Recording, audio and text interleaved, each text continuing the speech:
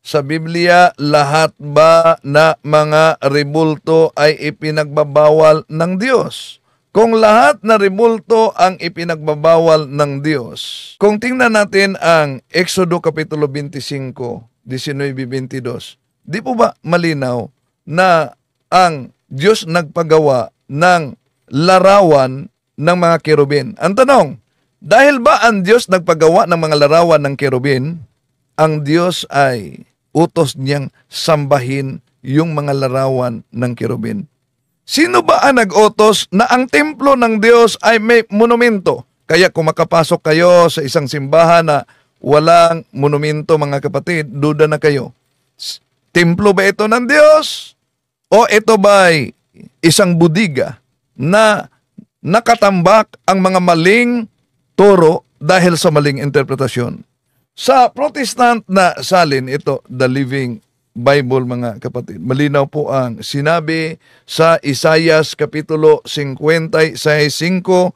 Ito po ang ating mabasa. Then I will set up a monument in the area of my temple. Ano daw? Protestant ito. I will set up a monument in the area of my temple. Tanong, kung ang layunin sa pagsabi ng Diyos, I will set up a monument in the area of my temple, yung mga monumento sa loob ng templo ng Diyos ay gawing Diyos-Diyosan.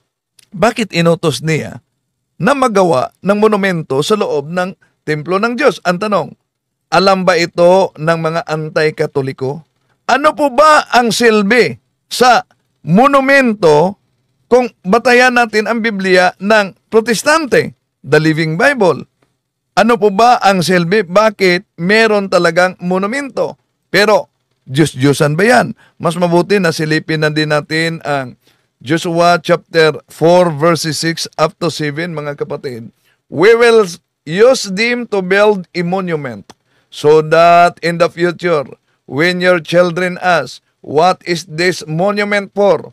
You can tell them, it is to remind us that the Jordan River stopped flowing when the Ark of God went across.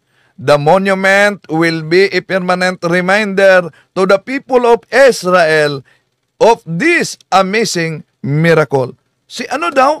Ang monumento, malinaw, mga kapatid, na batay mismo sa salin ng mga Protestante, itong Biblia, imposible de nila nabasa. Ano ang layunin ng monumento?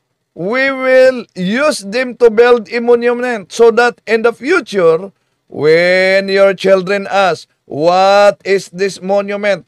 O ano ang sabi? The monument will be a permanent reminder to the people of Israel of this amazing miracle. So, malinaw, mga kapatid, na hindi pala lahat ng mga monumento diyan sa Biblia ipinagbabawal. Dahil may monumento, maliban sa mga Diyos-Diyosan na ipinagbabawal, mga kapatid, may monumento na utos mismo ng Diyos. At yan daw ay magiging paalaala sa milagro ng Diyos.